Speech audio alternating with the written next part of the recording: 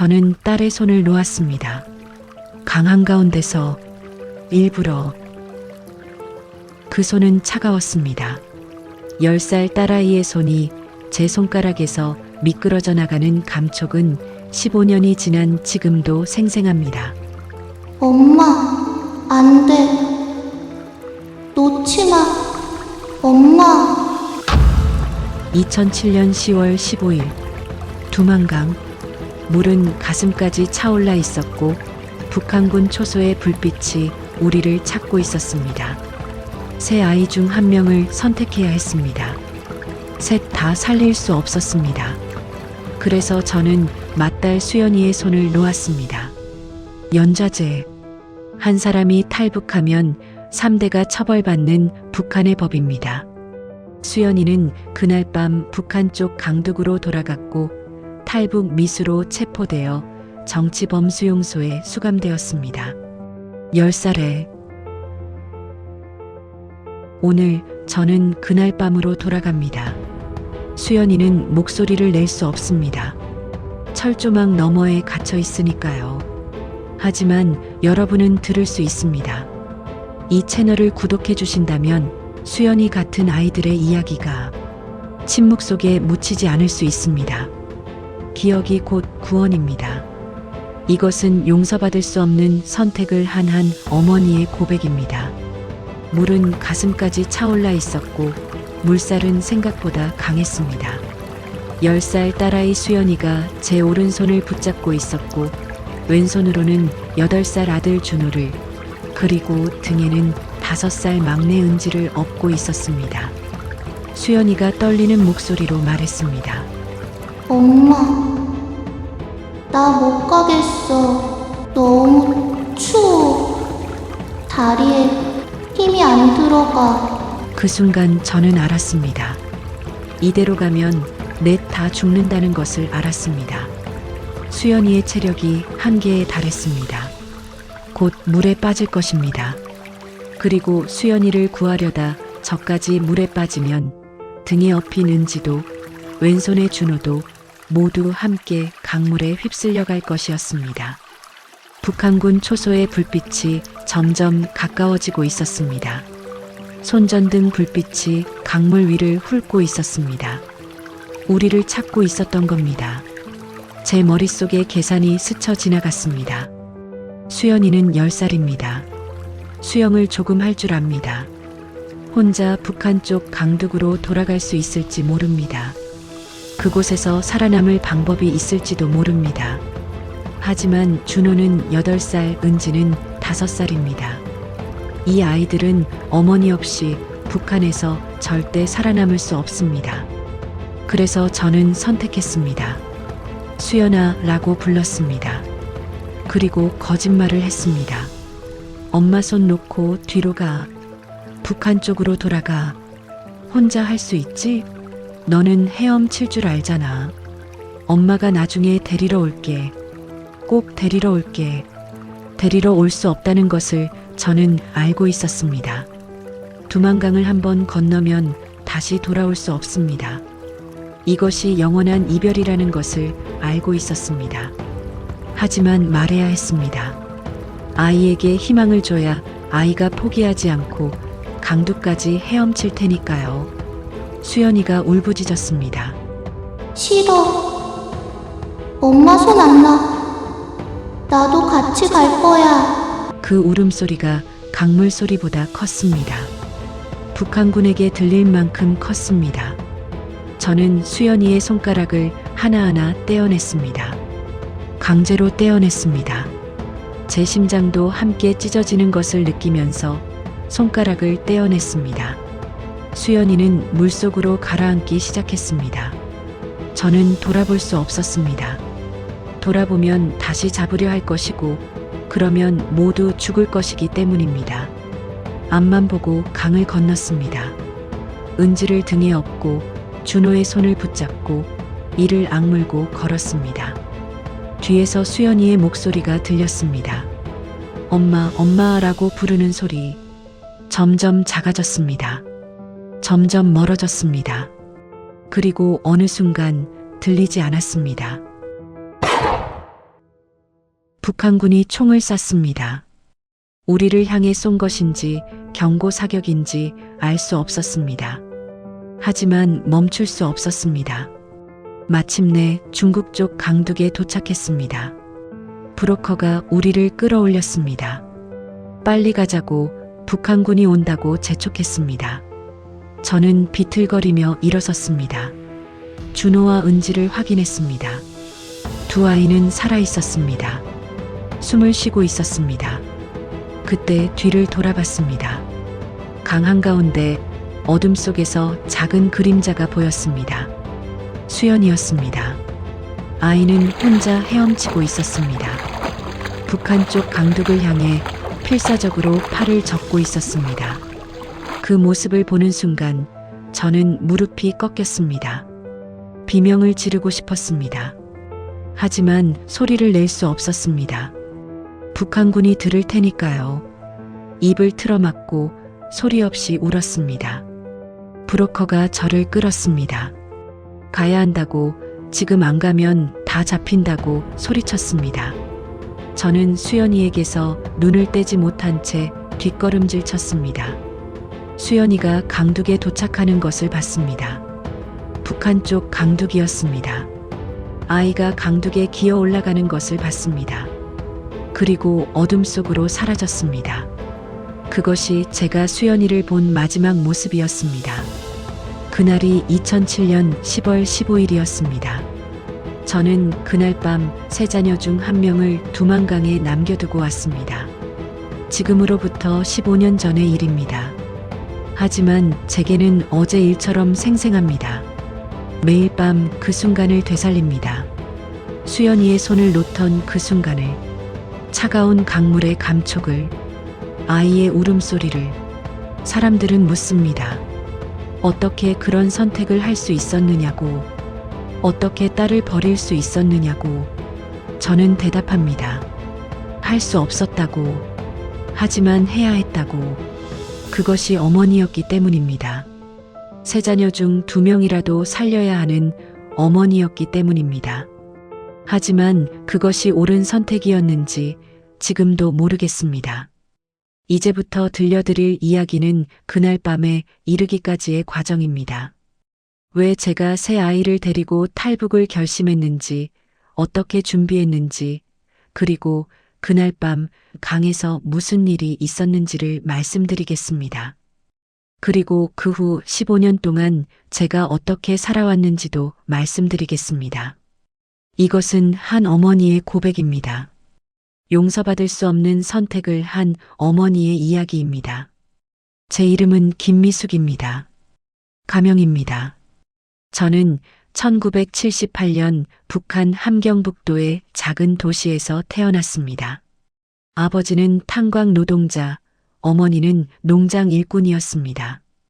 평범한 노동자 집안이었습니다. 23세 결혼했습니다. 남편은 같은 동네에서 자란 공장 노동자였습니다.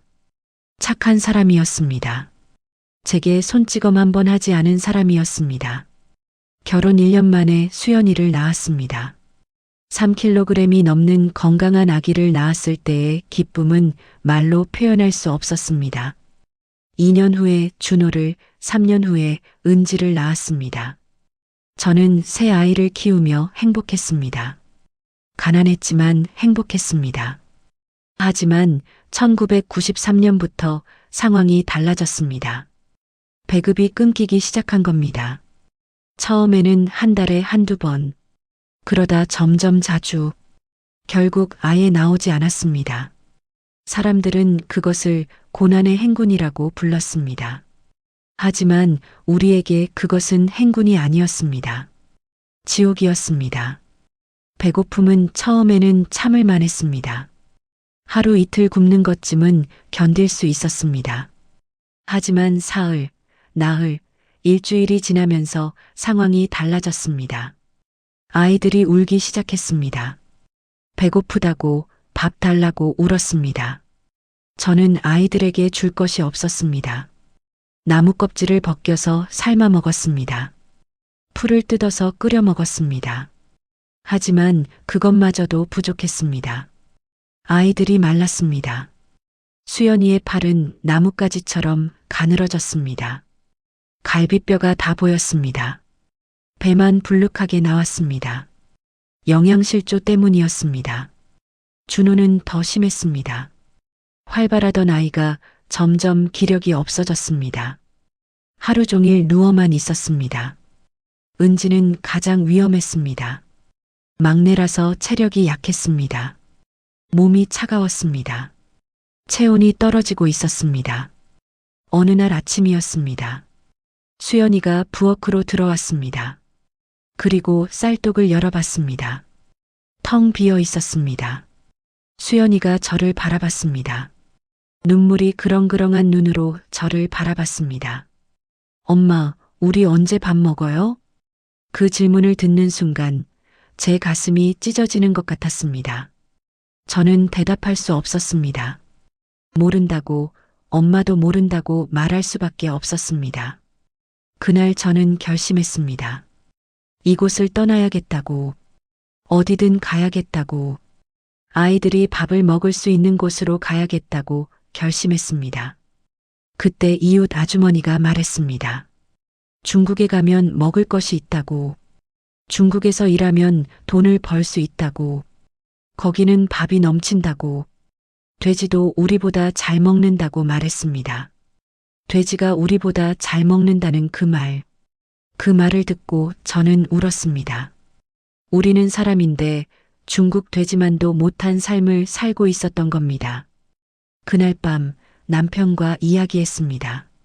중국에 가자고, 거기서 일해서 돈 벌어서 아이들 먹여 살리자고 말했습니다. 남편은 고개를 저었습니다.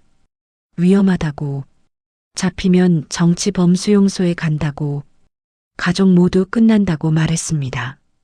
저는 대답했습니다. 여기 있어도 끝이라고, 이대로 있으면 아이들이 다 굶어 죽는다고, 차라리 중국 가서 잡히는 게 낫지 않느냐고 말했습니다.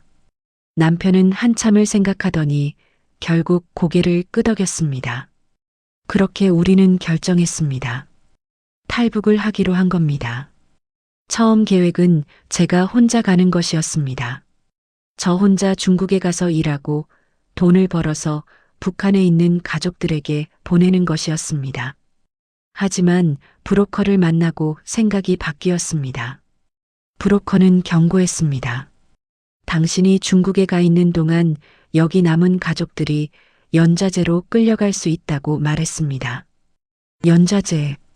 한 사람이 탈북하면 3대가 처벌받는 제도입니다. 부모, 배우자, 자녀 모두 정치범 수용소로 끌려가는 겁니다.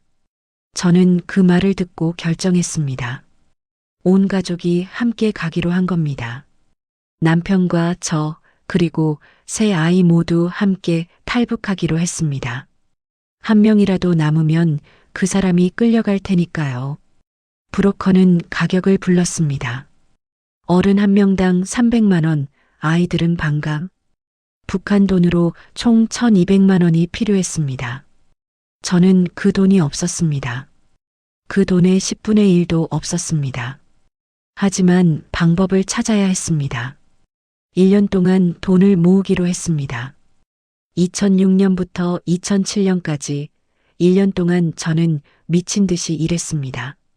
새벽 4시에 일어나서 장마당에 갔습니다. 거기서 중국산 물건을 팔았습니다. 비누, 샴푸, 라면, 과자.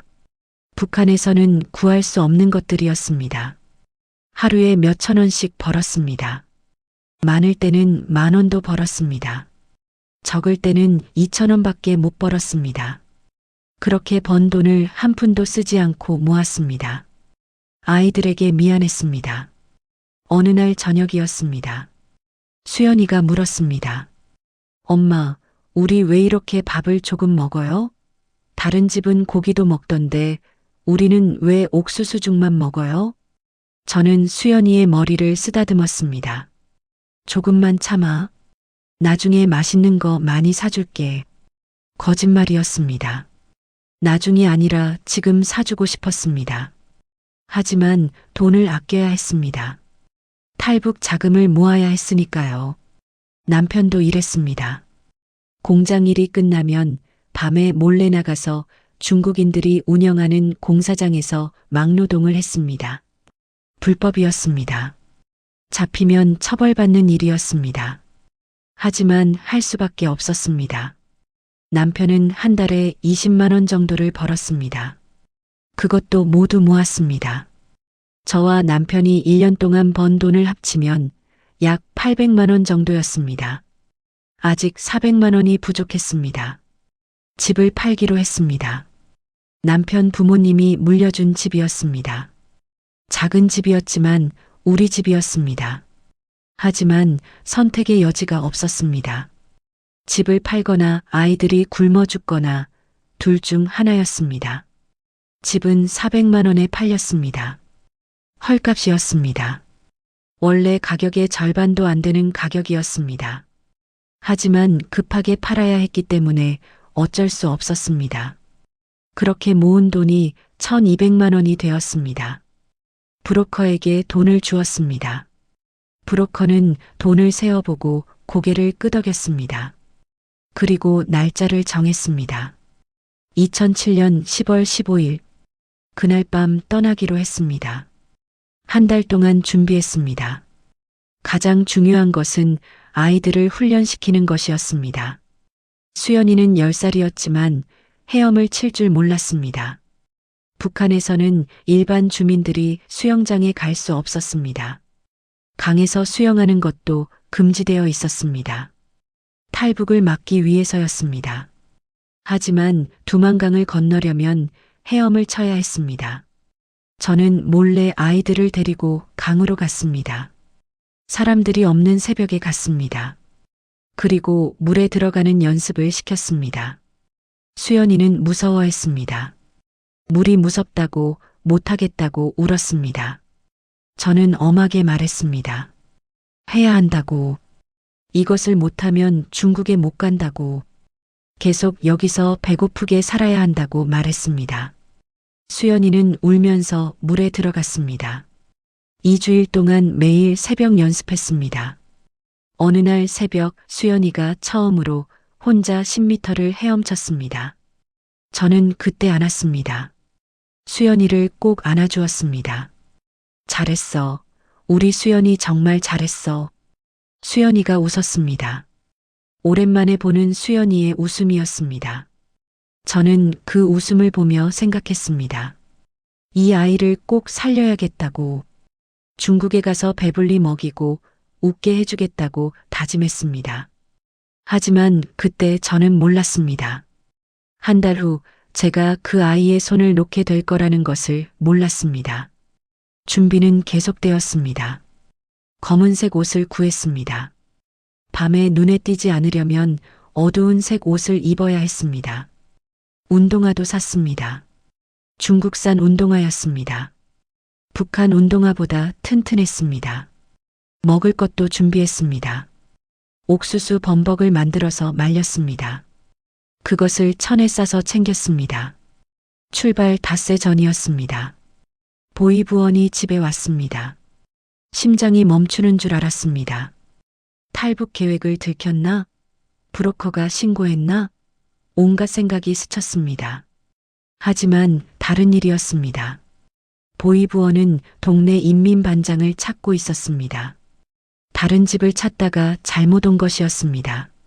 저는 안도의 한숨을 쉬었습니다. 하지만 경고였습니다. 조심해야 한다는 경고였습니다. 출발 하루 전이었습니다. 집을 정리했습니다. 가져갈 것과 버릴 것을 구분했습니다. 가져갈 수 있는 것은 많지 않았습니다. 옷 몇 벌, 아이들 사진 몇 장, 그리고 조금의 돈이 전부였습니다. 나머지는 모두 두고 가야 했습니다. 그날 저녁 마지막 식사를 했습니다. 옥수수밥과 된장국이었습니다. 변변치 않은 식사였지만 북한에서의 마지막 식사였습니다. 수연이가 밥을 먹다가 물었습니다. 엄마, 내일 우리 어디 가요? 저는 대답했습니다. 좋은 곳 가는 거야. 밥 많은 곳, 배불리 먹을 수 있는 곳. 수연이가 눈을 빛냈습니다. 정말요? 고기도 먹을 수 있어요? 저는 고개를 끄덕였습니다. 그래, 고기도 먹을 수 있어. 매일 먹을 수 있어. 수연이가 웃었습니다. 그 웃음을 보며 저는 다짐했습니다. 꼭 성공하겠다고. 이 아이들을 꼭 좋은 곳으로 데려가겠다고 다짐했습니다. 하지만 저는 몰랐습니다. 다음 날 밤 강 한가운데서 제가 어떤 선택을 하게 될지 몰랐습니다. 그날 밤 저는 잠을 이룰 수 없었습니다. 내일이면 모든 것이 바뀝니다. 성공하면 새로운 삶이 시작되고 실패하면 모두 죽거나 수용소에 갈 것입니다. 어느 쪽이 될지 알 수 없었습니다. 다만 한 가지는 확실했습니다. 내일 밤 우리 가족은 두만강을 건널 것입니다. 그리고 그 강을 건너는 순간 우리의 운명이 결정될 것입니다. 2007년 10월 15일 저녁 8시 브로커가 왔습니다. 검은 옷을 입고 모자를 눌러 쓴 40대 남자였습니다. 형님이 말했습니다. 준비됐느냐고. 지금 출발해야 한다고 했습니다. 저는 고개를 끄덕였습니다. 준비된 짐을 들었습니다. 아이들에게 옷을 입혔습니다. 검은색 옷, 운동화 다 입혔습니다. 은지가 물었습니다. 엄마, 우리 어디 가요? 저는 손가락을 입술에 갖다 댔습니다. 쉿. 조용히. 좋은 곳 가는 거야. 소리 내면 안 돼. 알았지? 은지가 고개를 끄덕였습니다. 집을 나섰습니다. 뒤돌아보니 우리 집이 보였습니다. 어두운 밤이라 잘 보이지 않았지만 실루엣은 보였습니다. 10년을 산 집이었습니다. 저는 마음속으로 작별 인사를 했습니다. 안녕, 우리 집. 그리고 돌아섰습니다. 형님을 따라 걸었습니다. 아이들 손을 잡고 조용히 걸었습니다. 사람들이 없는 골목으로 갔습니다. 1시간을 걸었습니다. 도시를 벗어나 산으로 갔습니다. 산길은 어두웠습니다. 달빛만 의지해서 걸었습니다. 수연이가 힘들어했습니다. 다리가 아프다고 쉬고 싶다고 말했습니다. 저는 수연이의 등을 두드려 주었습니다. 조금만 참아. 곧 도착해. 힘내. 수연이는 울먹였지만 참았습니다. 계속 걸었습니다. 3시간을 더 걸었습니다. 밤 11시쯤이었을 겁니다. 형님이 멈춰 섰습니다. 여기서 기다리라고 다른 사람들이 온다고 했습니다. 10분쯤 지났을까요? 사람들이 나타났습니다. 5명이었습니다. 한 가족처럼 보였습니다. 나이 든 부부와 젊은 부부, 그리고 아이 1명이었습니다. 형님이 말했습니다. 함께 간다고. 조용히 따라오라고 했습니다. 우리는 다시 걸었습니다. 이제 10명이 함께 걸었습니다. 산길은 점점 가팔라졌습니다. 숨이 찼습니다. 은지를 업었더니 더 힘들었습니다. 하지만 멈출 수 없었습니다. 자정이 지났습니다. 형님이 다시 멈춰 섰습니다. 그리고 손가락으로 앞을 가리켰습니다. 저는 앞을 봤습니다. 어둠 속에서 뭔가가 반짝였습니다. 물이었습니다. 강이었습니다. 두만강이었습니다. 심장이 빠르게 뛰기 시작했습니다. 드디어입니다. 드디어 여기까지 왔습니다. 형님이 나지막하게 말했습니다. 저기가 두만강이다. 강 건너편이 중국이다. 지금부터 절대 소리 내면 안 된다.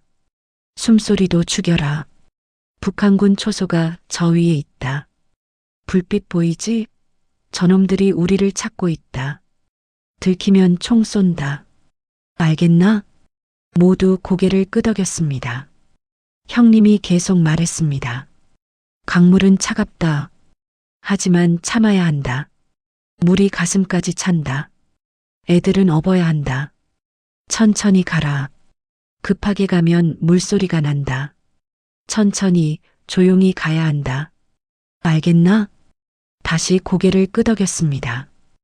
형님이 먼저 강으로 내려갔습니다. 우리도 따라갔습니다. 강둑에 섰습니다. 저는 강물을 내려다봤습니다. 물은 검게 보였습니다. 얼마나 깊은지, 얼마나 차가운지 알 수 없었습니다. 은지를 등에 업었습니다. 천으로 단단히 묶었습니다. 은지가 물에 빠지지 않도록 단단히 묶었습니다. 수연이와 준호에게 말했습니다. 엄마 손 꼭 잡아. 절대 놓지 마. 무서워도 소리 내지 마. 알았지? 아이들이 고개를 끄덕였습니다. 수연이의 얼굴은 창백했습니다. 무서워하고 있었습니다. 저는 수연이의 손을 꼭 잡았습니다. 그리고 준호의 손도 잡았습니다. 남편이 옆에 섰습니다. 남편도 긴장한 표정이었습니다. 형님이 신호를 보냈습니다. 이제입니다. 저는 강물에 발을 디뎠습니다. 차가웠습니다. 얼음장 같은 물이었습니다. 10월의 두만강은 이미 겨울이었습니다. 발이 순간적으로 얼어붙는 것 같았습니다. 하지만 들어가야 했습니다. 한 발 한 발 들어갔습니다. 물이 무릎까지 찼습니다. 허벅지까지 찼습니다. 허리까지 찼습니다. 수연이가 제 손을 세게 쥐었습니다. 아이도 물에 들어가고 있었습니다. 수연이의 몸이 떨리는 것이 손으로 느껴졌습니다.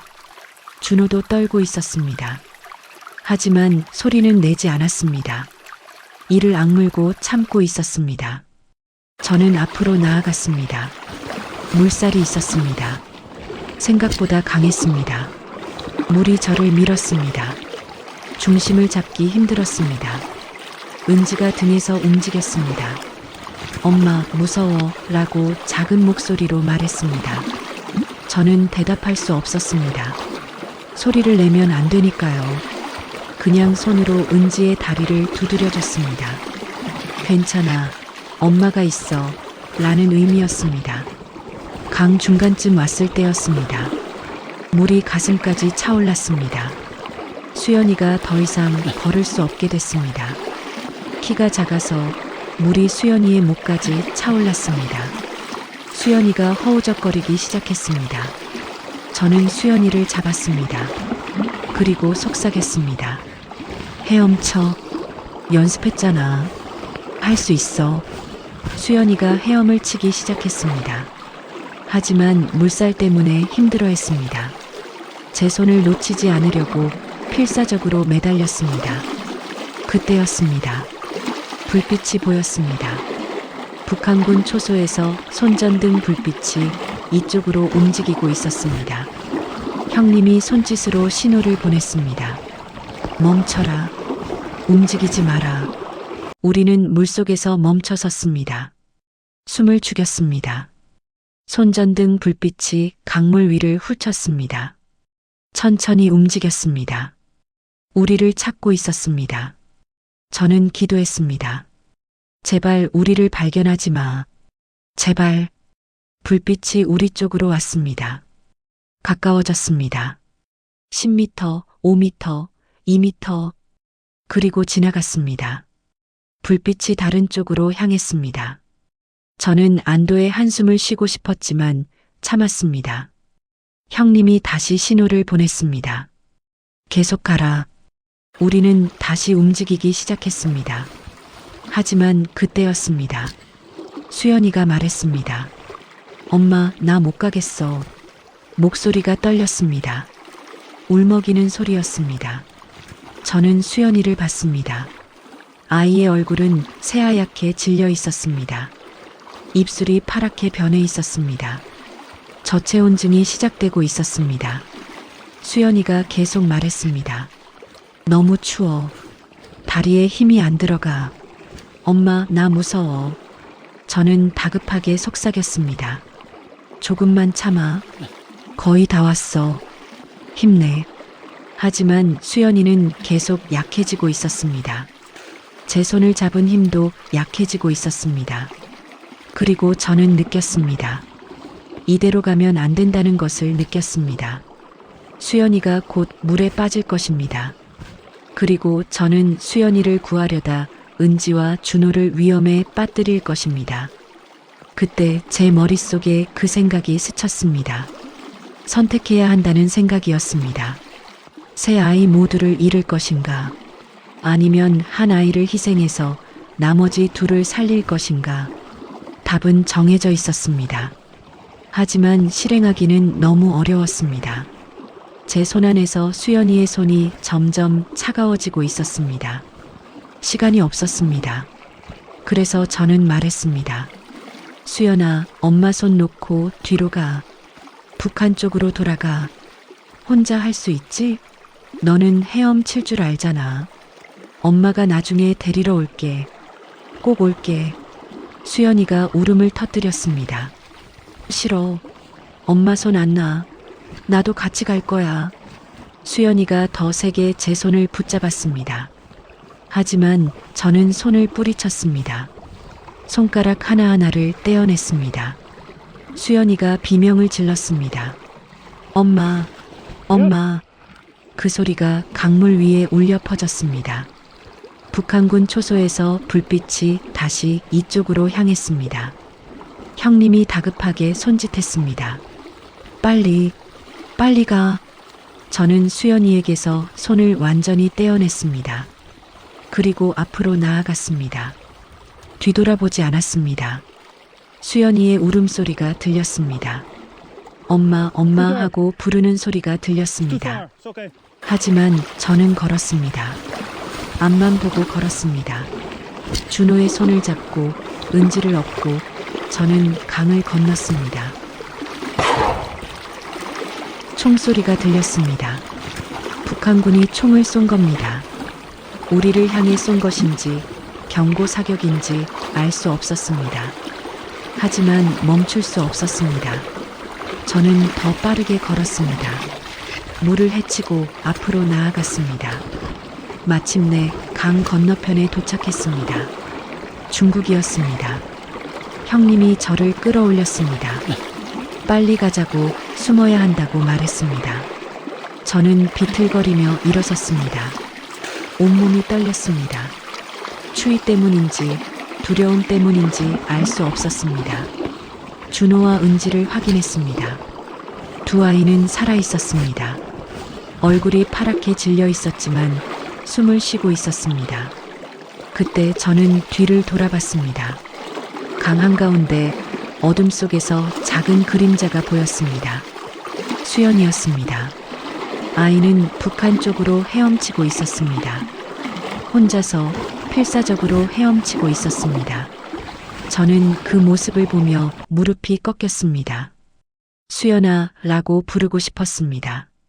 하지만 소리를 낼 수 없었습니다. 그저 지켜봤습니다. 내 딸이 혼자 강을 건너는 것을 지켜봤습니다. 수연이는 강둑에 도착했습니다. 북한 쪽 강둑이었습니다. 아이가 기어 올라가는 것이 보였습니다. 그리고 어둠 속으로 사라졌습니다. 그것이 제가 수연이를 본 마지막 모습이었습니다. 형님이 저를 끌었습니다. 가야 한다고, 지금 안 가면 중국 공안이 온다고 말했습니다. 저는 일어섰습니다. 마지막으로 강을 바라봤습니다. 그리고 돌아섰습니다. 어둠 속으로 달렸습니다. 그날 밤 저는 두만강을 건넜습니다. 하지만 온전히 건너지 못했습니다. 제 심장의 일부를 강 건너편에 두고 왔으니까요. 제 딸을 그곳에 남겨두고 왔으니까요. 중국 땅을 밟은 순간 자유를 느꼈어야 했습니다. 하지만 저는 아무것도 느낄 수 없었습니다. 머릿속은 오직 수연이 생각뿐이었습니다. 형님이 우리를 어둠 속으로 이끌었습니다. 강에서 멀리 떨어진 곳으로 갔습니다. 1시간을 걸었습니다. 산속 깊은 곳에 있는 작은 오두막에 도착했습니다. 거기서 우리는 쉬었습니다. 젖은 옷을 벗었습니다. 형님이 마른 옷을 줬습니다. 저는 은지와 준호의 옷부터 갈아입혔습니다. 두 아이는 떨고 있었습니다. 입술이 파랗게 변해 있었습니다. 저체온증 초기 증상이었습니다. 저는 아이들을 꼭 안아줬습니다. 제 체온으로 아이들을 녹여줬습니다. 준호가 물었습니다. 엄마, 누나는요? 누나는 어디 갔어요? 그 질문을 듣는 순간 제 가슴이 찢어지는 것 같았습니다. 저는 잠시 말을 멈췄습니다. 그리고 대답했습니다. 누나는 조금 늦게 온대. 나중에 만날 거야. 준호는 저를 빤히 바라봤습니다. 8살 아이지만 뭔가 이상하다는 것을 느낀 것 같았습니다. 하지만 더 이상 묻지 않았습니다. 남편은 한쪽 구석에 앉아 있었습니다. 고개를 숙이고 아무 말도 하지 않았습니다. 저는 남편에게 다가갔습니다. 그리고 속삭였습니다. 미안해. 다른 방법이 없었어. 남편은 고개를 끄덕였습니다. 하지만 아무 말도 하지 않았습니다. 그날 밤 우리는 그 오두막에서 잤습니다. 아니, 잔 것이 아니었습니다. 그냥 누워 있었습니다. 잠이 올 리 없었습니다. 저는 천장을 바라보며 생각했습니다. 수연이는 지금 어디에 있을까? 무사할까? 추위에 떨고 있지는 않을까? 다음 날 아침 형님이 왔습니다. 우리를 다른 곳으로 데려가야 한다고 말했습니다. 여기는 너무 국경에 가깝다고 중국 공안이 순찰을 돈다고 했습니다. 우리는 다시 이동했습니다. 트럭에 실렸습니다. 짐칸에 숨었습니다. 천으로 덮어서 숨었습니다. 몇 시간을 갔는지 모릅니다. 트럭이 멈춰 섰을 때 우리는 다른 도시에 도착해 있었습니다. 연변 조선족 자치주의 한 마을이었습니다.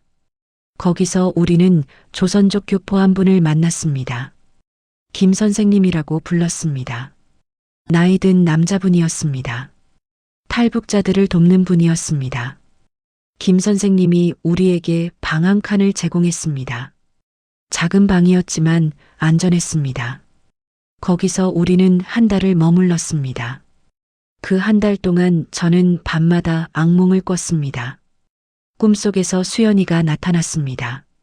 어떤 날은 강물 속에서 허우적거리며 제 이름을 부르는 수연이, 어떤 날은 북한군에게 끌려가며 뒤를 돌아보는 수연이, 어떤 날은 철조망 너머에서 저를 바라보는 수연이, 꿈에서 수연이는 항상 물었습니다. 엄마, 왜 날 버렸어요? 왜 날 두고 갔어요? 저는 꿈에서 깨어나면 울었습니다. 소리 없이 울었습니다. 남편과 아이들을 깨울까봐 이불을 뒤집어 쓰고 울었습니다. 낮에는 이랬습니다. 김 선생님이 일자리를 구해줬습니다. 식당에서 설거지하는 일이었습니다. 하루 8시간, 일주일에 6일을 일했습니다. 돈을 조금 벌었습니다. 한 달에 1,000위안 정도였습니다. 북한 돈으로 약 300만 원이었습니다. 북한에서는 상상할 수 없는 돈이었습니다. 하지만 행복하지 않았습니다. 어느 날 저녁이었습니다.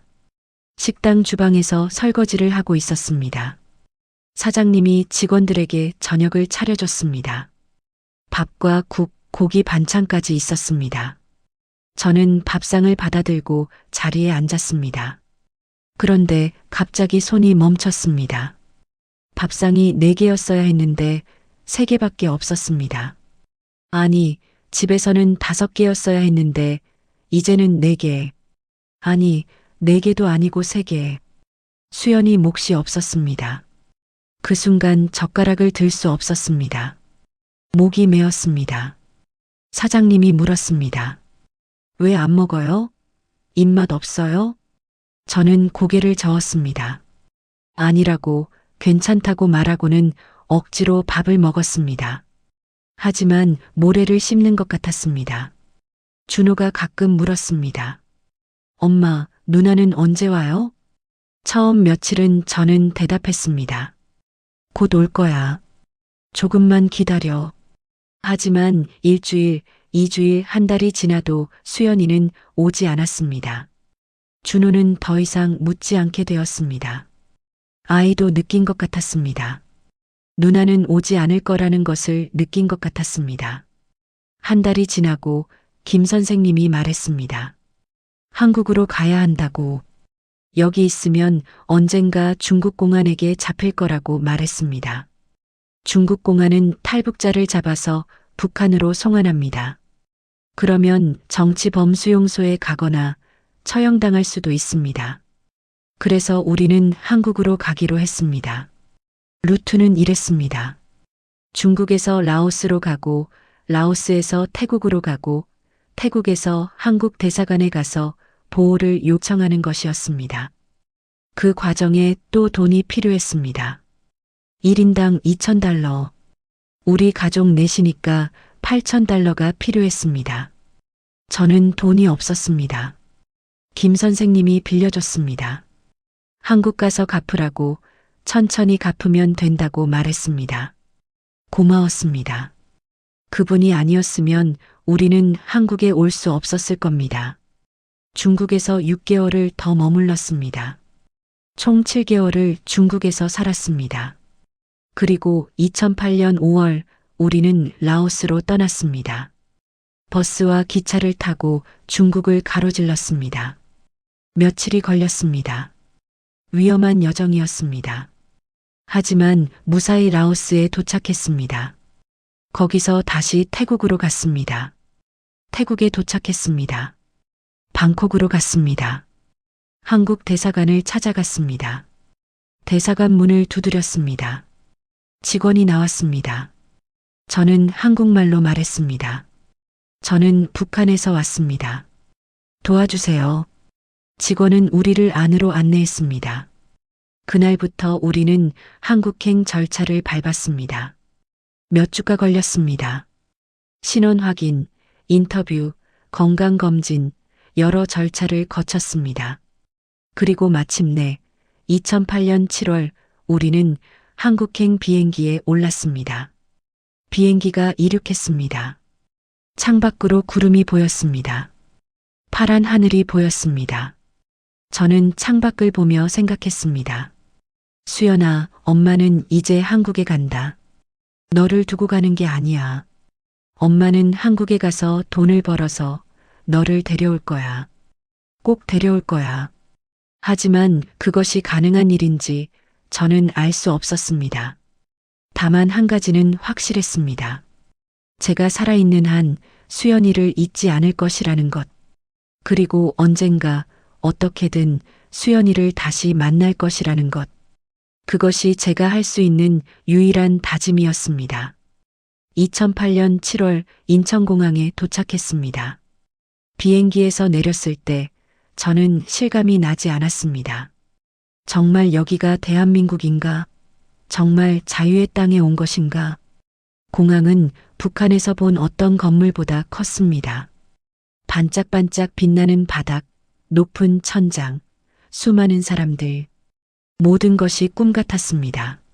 저는 준호와 은지의 손을 꼭 잡았습니다.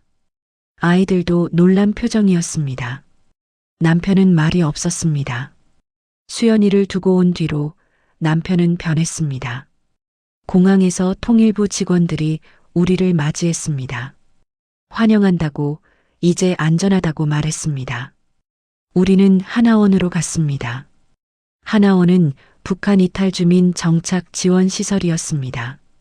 거기서 우리는 3개월을 보냈습니다. 한국어를 배웠습니다. 북한과 남한의 말이 많이 다르다는 것을 알았습니다. 한국의 제도를 배웠습니다.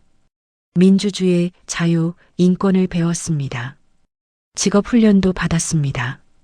저는 요리를 배웠습니다. 하지만 가장 힘든 것은 심리 상담이었습니다. 상담사가 물었습니다. 탈북 과정에서 힘든 일이 있었느냐고. 저는 처음에 대답하지 않았습니다. 말하고 싶지 않았습니다. 하지만 상담사는 계속 물었습니다. 가족은 모두 무사하냐고.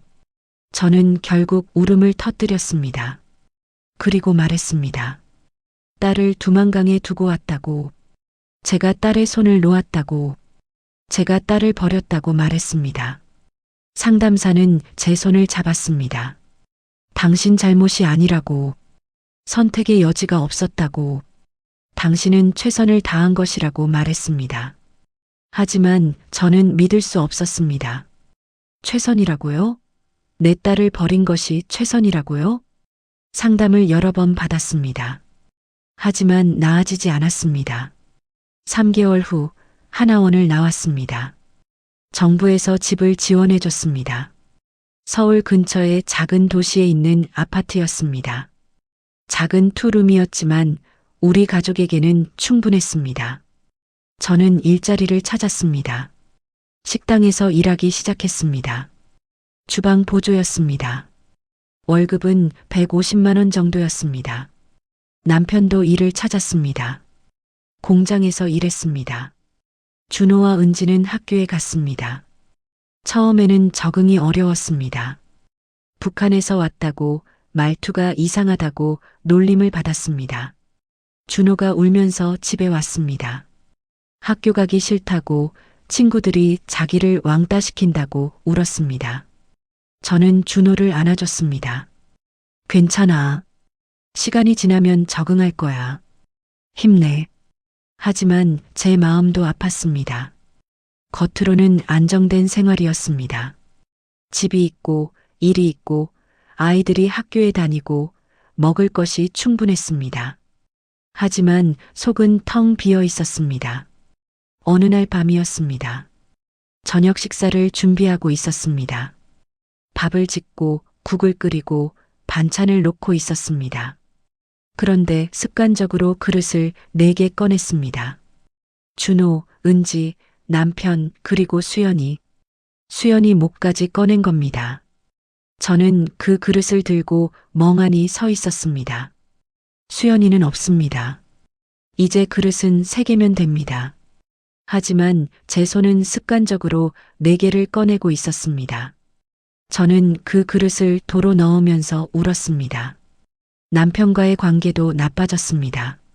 남편은 점점 말이 없어졌습니다. 퇴근하면 방에 들어가서 혼자 있었습니다.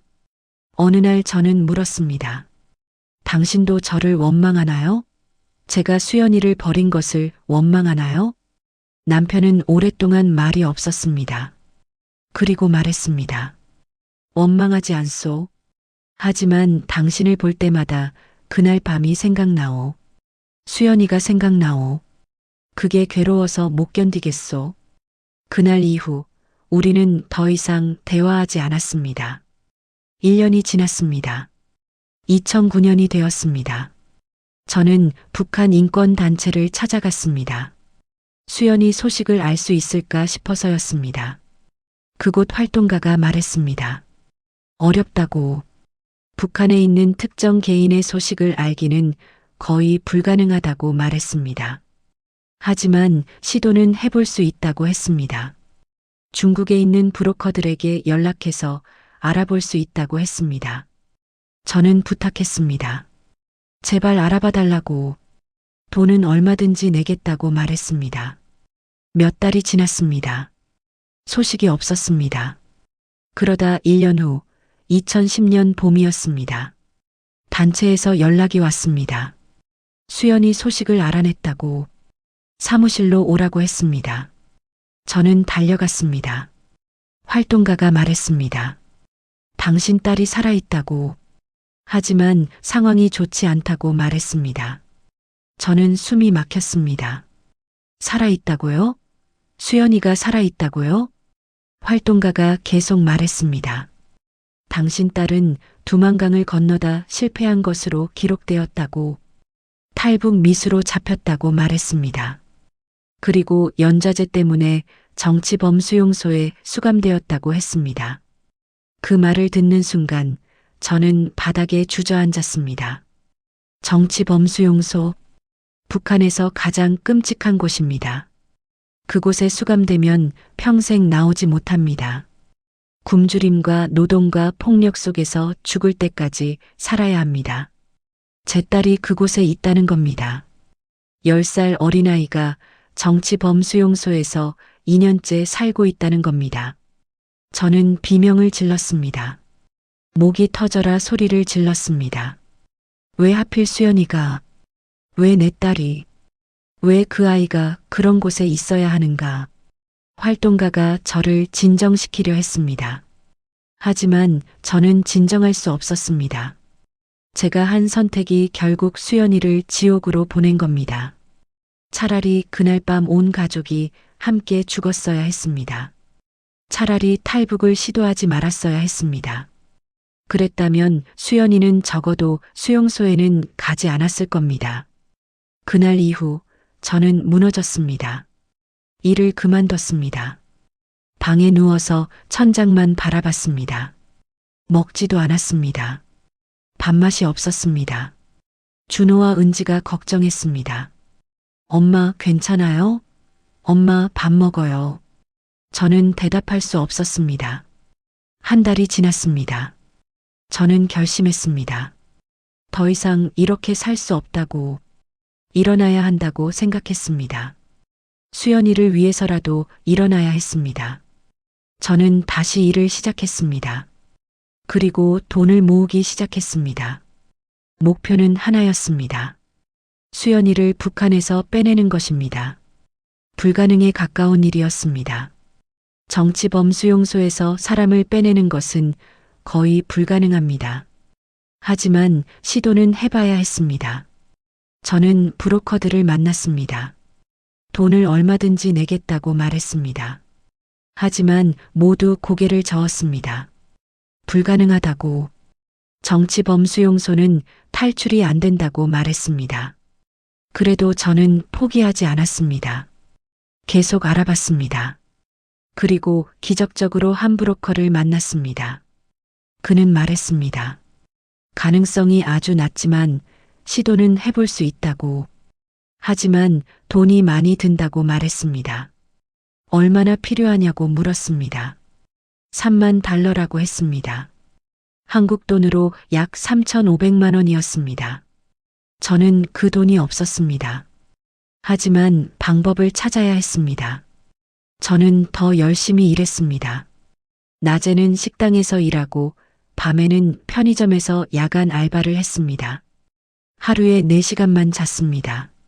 남편도 일을 더 했습니다. 3년이 걸렸습니다. 3년 동안 미친 듯이 일해서 돈을 모았습니다.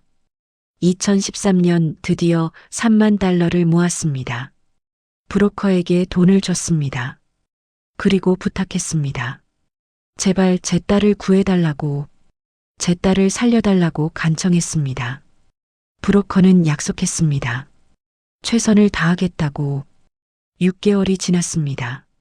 소식이 없었습니다. 저는 매일 기도했습니다. 신을 믿지 않았지만 기도했습니다. 그리고 마침내 2013년 12월 연락이 왔습니다. 브로커가 전화했습니다. 실패했다고 말했습니다. 수연이를 빼낼 수 없었다고, 수용소 경비가 너무 삼엄하다고, 불가능했다고 말했습니다. 그리고 한 가지 소식을 더 전했습니다. 수연이가 아프다고 했습니다. 폐렴에 걸렸다고, 의료 지원이 없어서 위험하다고 말했습니다. 저는 전화기를 떨어뜨렸습니다. 그리고 바닥에 주저앉아 울었습니다. 제 딸이 죽어가고 있는데 저는 아무것도 할 수 없었습니다. 3만 달러를 날렸습니다. 3년의 노력이 물거품이 되었습니다. 하지만 그것보다 더 절망적인 것은 수연이를 구할 방법이 없다는 것이었습니다. 그날 밤 저는 결심했습니다. 세상에 알리기로 한 겁니다. 북한 정치범 수용소의 실상을, 제 딸의 이야기를, 그리고 제가 한 선택과 그 결과를 세상에 알리기로 했습니다. 누군가는 들어야 한다고 생각했습니다. 이것이 단지 제 개인의 비극이 아니라 지금도 계속되고 있는 북한의 인권 유린이라는 것을 알려야 한다고 생각했습니다. 그래서 저는 증언하기 시작했습니다. 2014년부터 저는 증언을 시작했습니다. 처음에는 작은 모임에서 시작했습니다. 북한 인권단체가 주최하는 세미나였습니다. 참석자는 30명 정도였습니다. 저는 단상에 섰습니다. 그리고 말했습니다. 저는 탈북 과정에서 딸을 두만강에 두고 왔습니다. 제가 딸의 손을 놓았습니다. 제가 선택한 겁니다. 세 아이 중 한 명을 포기하기로 선택한 겁니다.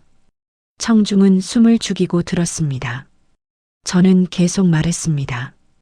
그날 밤의 상황을, 차가운 강물을, 수연이의 울음소리를, 손을 놓던 그 순간을 상세하게 말했습니다. 그리고 그 후 수연이가 정치범 수용소에 수감되었다는 것도 말했습니다. 말을 마쳤을 때 많은 사람들이 울고 있었습니다. 한 여성이 다가왔습니다. 그리고 말했습니다. 당신은 잘못하지 않았다고. 당신은 어머니로서 최선을 다한 것이라고 말했습니다. 하지만 저는 알고 있었습니다. 그것이 위로일 뿐이라는 것을 알고 있었습니다. 그날 이후 저는 계속 증언했습니다. 여러 곳에서 초청이 왔습니다. 학교, 교회, 시민단체, 언론사 여러 곳에서 저를 초청했습니다. 저는 같은 이야기를 반복해서 했습니다. 힘들었습니다. 말할 때마다 그날 밤을 다시 경험하는 것 같았습니다. 하지만 계속해야 했습니다. 2015년 유엔 인권이사회에서 증언할 기회가 생겼습니다. 스위스 제네바에 갔습니다. 유엔 본부 건물에 들어갔을 때 저는 떨렸습니다. 회의장은 컸습니다. 수백 명의 사람들이 있었습니다. 저는 마이크 앞에 섰습니다. 그리고 영어 통역을 통해 말했습니다. 저는 2007년 두만강을 건너다 딸을 잃었습니다. 아니, 정확히 말하면 제가 딸을 버렸습니다. 생존을 위한 선택이었습니다. 하지만 그 선택의 결과 제 딸은 북한 정치범 수용소에 수감되었습니다. 제 딸은 지금도 그곳에 있습니다. 저는 세계에 묻고 싶습니다. 이것이 21세기에 일어나야 하는 일입니까? 어린아이가 정치범 수용소에 평생 갇혀 살아야 합니까? 제 딸만이 아닙니다. 지금도 북한 정치범 수용소에는 수만 명의 사람들이 갇혀 있습니다. 제발 도와주십시오. 그들을 구해주십시오. 말을 마쳤을 때 회의장은 조용했습니다. 그리고 박수가 터져 나왔습니다. 여러 나라 대표들이 다가와서 악수를 청했습니다. 북한 인권 문제에 관심을 가지겠다고, 국제사회가 압력을 넣겠다고 약속했습니다. 한국으로 돌아왔습니다. 증언은 계속되었습니다. 2016년 미국 의회에서도 증언했습니다. 2017년 일본 국회에서도 증언했습니다. 2018년 유럽 의회에서도 증언했습니다. 저는 세계를 돌아다니며 같은 이야기를 반복했습니다. 그 과정에서 많은 사람들을 만났습니다. 저와 비슷한 경험을 한 탈북자들도 만났습니다. 가족을 잃은 사람들, 수용소에서 살아남은 사람들, 그들의 이야기를 들으며 저는 위로받았습니다. 저만 겪은 일이 아니라는 것을, 수많은 사람들이 같은 고통을 겪었다는 것을 알았습니다. 하지만 동시에 더 분노했습니다.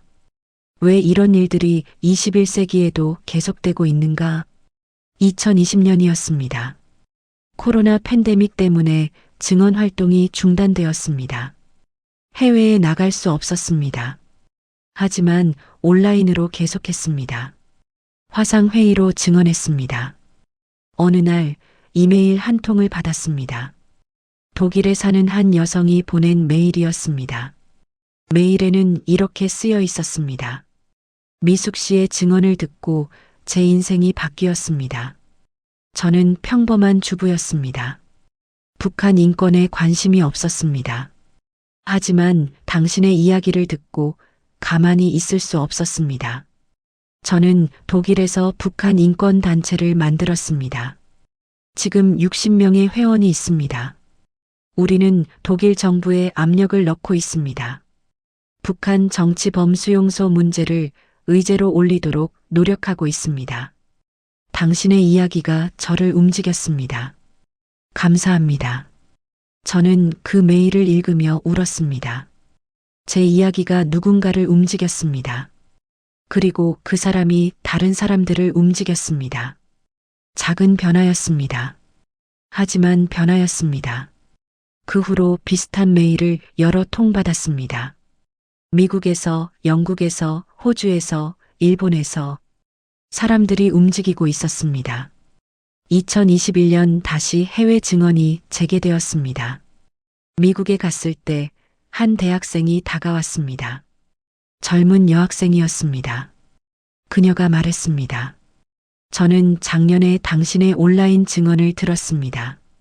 그리고 전공을 바꿨습니다. 국제관계학을 전공하기로 했습니다.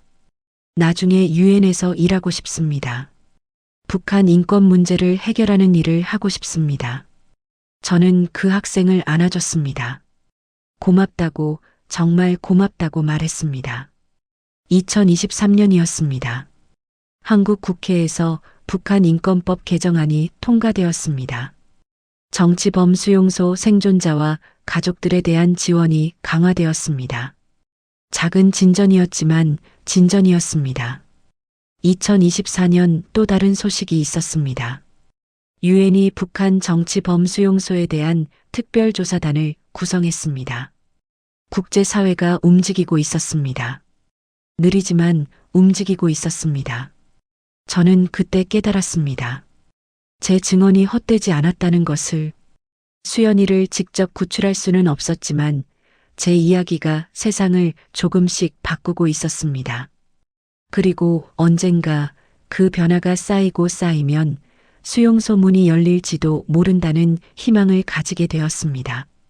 여러분께 부탁드립니다. 이 이야기를 잊지 말아 주십시오. 북한 정치범 수용소에 지금도 수만 명의 사람들이 갇혀 있다는 것을 잊지 말아 주십시오. 그리고 가능하다면 행동해 주십시오. 3가지만 부탁드립니다. 첫째, 북한 인권단체를 후원해 주십시오. 작은 금액이라도 큰 도움이 됩니다. 둘째, 이 이야기를 공유해 주십시오. 주변 사람들에게 알려주십시오. SNS에 공유해 주십시오. 한 사람이라도 더 알게 하는 것이 중요합니다. 셋째, 여러분의 정부에 목소리를 내주십시오. 북한 인권 문제를 의제로 올리도록 요구해 주십시오. 작은 행동이라도 모이면 큰 힘이 됩니다. 그 힘이 언젠가 수용소 문을 열 수 있을지도 모릅니다. 수연이를 위해서, 그리고 지금도 그곳에서 고통받고 있는 모든 사람들을 위해서 제발 부탁드립니다. 에필로그 마이너스 끝나지 않은 이야기. 지금 저는 50대 중반입니다. 한국에서 산 지 17년이 되었습니다. 준호는 이제 28살입니다. 회사에 다니고 있습니다. 좋은 청년으로 자랐습니다. 은지는 25살입니다. 사회복지를 전공하고 탈북자들을 돕는 단체에서 일하고 있습니다. 두 아이 모두 건강하게 잘 자랐습니다. 수연이는 지금 27살입니다. 17년이 지났습니다.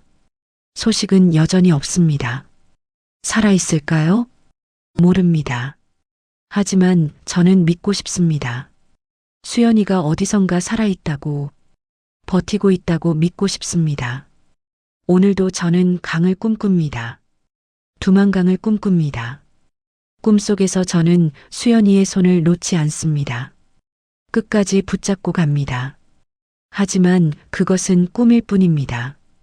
현실에서 저는 수연이의 손을 놓았습니다. 그것은 변하지 않는 사실입니다. 가끔 저는 상상합니다. 통일이 되는 날을 상상합니다. 정치범 수용소가 문을 열고 그곳에 갇혀있던 사람들이 쏟아져 나오는 날을 상상합니다. 그날 저는 그곳에 갈 것입니다. 수용소 문 앞에 서서 기다릴 것입니다.